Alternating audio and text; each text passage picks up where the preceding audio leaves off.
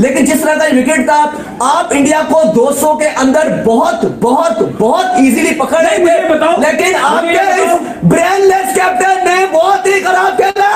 बाबर आजम की कप्तानी को देख लो, 4 आउट करने के बाद भी भाईजान उसको कप्तानी नहीं करनी आई। जहां पर आपने पेसर्स को ओवर दे रहे थे, टोटल नसीम शाह को इग्नोर किए रखा 40 ओवर तक नसीम शाह को इग्नोर किए रखा। और ये ना समझना कि बाबर की कप्तानी ने कुछ किया, वो शाहीन ने बॉल अच्छी कर दी थी। ब्रेनलेस का मैं वर्ड इस्तेमाल करूंगा बाबर की कप्तानी में कि उन्होंने किशान रिमेंबर दी नेम और रिमेंबर इसकी नाक को याद रखा जाएगा जो इनिंग खेली है इस लड़के ने। पार्टनरशिप बनने दी, लगातार पार्टनरशिप बनी और दाऊद साहब लगातार जो स्पिनर से खिलाते रहे।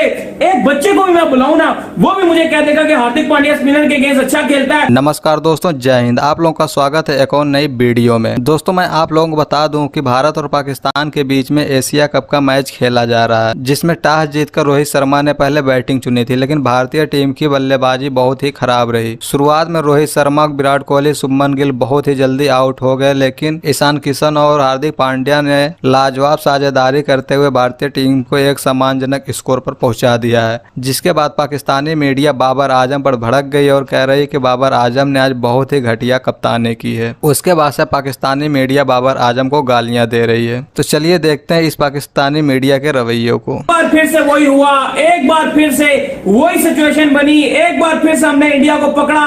इंडिया को हमने 66 पर 4 आउट किए और उसके बाद हमने इंडिया को कहा जाइए, रन्स बनाइए, एंजॉय कीजिए, ये आपका ही ग्राउंड है, खुलकर खेलिए, जितना खेल सकते हैं खुलकर खेलिए। एक बार फिर से आप कह लीजिए हम सलाम पेश करते हैं। देख लीजिए, हम उनकी बैटिंग पर बात नहीं कर रहे, लेकिन हम अपने कैप्टन बाबर आजम को आज एक बार फिर से दिल से सलूट करना चाहते हैं और बाबर आजम को जो है वो हम सलाम पेश करते हैं। तालियां बाबर आजम के लिए। एक तरफ तो आपको तालियां बजानी चाहिए हार्दिक पांड्या के लिए भी और ईशान किशन के लिए भी, लेकिन उससे भी ज्यादा उन दो ने तो रन बनाया ही बनाया, लेकिन उनको तीसरे सपोर्ट करने वाले बाबर आजम जो है वहां पर मौजूद थे, जिनको आप कह लेंगे जिनके लिए आपको क्लैपिंग करनी चाहिए। जिस तरह से बाबर आजम ने आज क्लूलेस कप्तानी की, जिस तरह से बाबर आजम ने आज ये देखते हुए कि वहां पर स्पिनर के लिए कुछ भी नहीं है। 14 ओवर्स थे दाऊद साहब, 14 ओवर्स और 66 में 4 थे और उसके बाद 14 ओवर से स्पिनर्स माशाल्लाह से स्टार्ट किए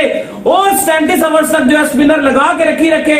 नसीम शाह जिसने इस पूरे मैच में फाइनेस्ट बॉलिंग की है नसीम शाह ने, उसके 1 ओवर और ये कितनी बॉलें थी दाऊद साहब, ये बचाकर माशाल्लाह से लाहौर इंटरनेशनल एयरपोर्ट पर जो इसको आप लैंड करवा दीजिए। जहां पर आपने पेसर्स को ओवर दे रहे थे, टोटल नसीम शाह को इग्नोर किए रखा 40 ओवर तक नसीम शाह को इग्नोर किए रखा। पार्टनरशिप बनने दी, लगातार पार्टनरशिप बनी और दाऊद साहब लगातार जो स्पिनर से खिलाते रहे।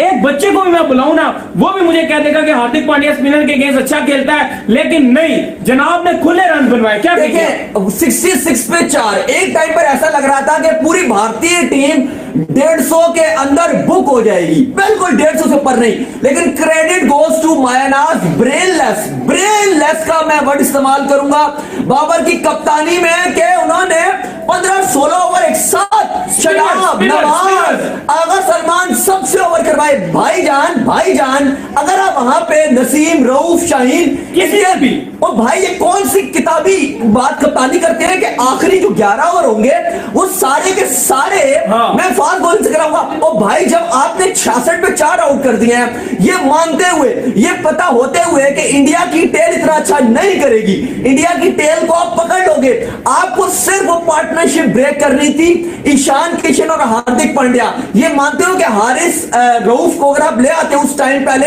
तो शायद हार्दिक पांड्या स्ट्रगल करते, लेकिन नहीं, फिर तो हार्दिक ने हारिस रऊफ को भी एक ओवर में 3-3 चौके मारे। माजरत के साथ अली साहब, बहुत ही माजरत के साथ, लेकिन जिस तरह का विकेट था, आप इंडिया को 200 के अंदर बहुत बहुत बहुत इजीली पकड़ रहे थे, लेकिन आपके ब्रेनलेस कैप्टन ने बहुत ही खराब खेला। नहीं, आप मुझे ये बताएं कि ये जो आपकी आखिर में विकेट्स लेकर दिया, गिनिए विकेट्स, ईशान किशन को आउट किया रऊफ ने, हार्दिक पांड्या को आउट किया अफरीदी ने, जडेजा को आउट किया फिर आपके अफरीदी ने, शर्दुल ठाकुर को आउट किया नसीम शाह ने, कुलदीप यादव को आउट किया नसीम शाह ने, तो ये स्पिनरों से क्यों ओवर करवा रहे थे? ईशान किशान, रिमेंबर दी नेम, और रिमेंबर इसकी नाक को याद रखा जाएगा जो इनिंग खेली है इस लड़के ने आगे।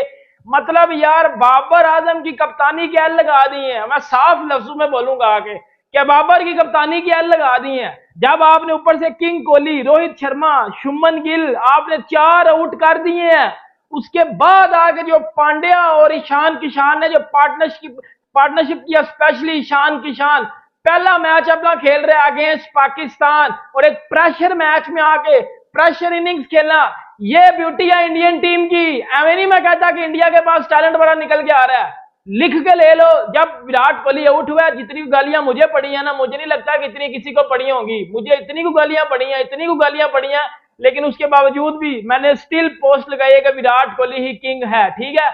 लेकिन बाबर आजम की कप्तानी को देख लो, 4 आउट करने के बाद भी भाईजान उसको कप्तानी नहीं करनी आई।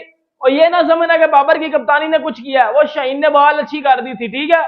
लेकिन मैं बात सिर्फ ईशान किशान की करूंगा यार, एक ऐसा लड़का जो प्लेइंग 11 में था ही नहीं, लास्ट मोमेंट पे आप उसे ऐड करते हो और आते सार वो सबको हैरान कर देता है। हार्दिक पांड्या के साथ मिलकर 100 रन की प्लस पार्टनरशिप लगाता है।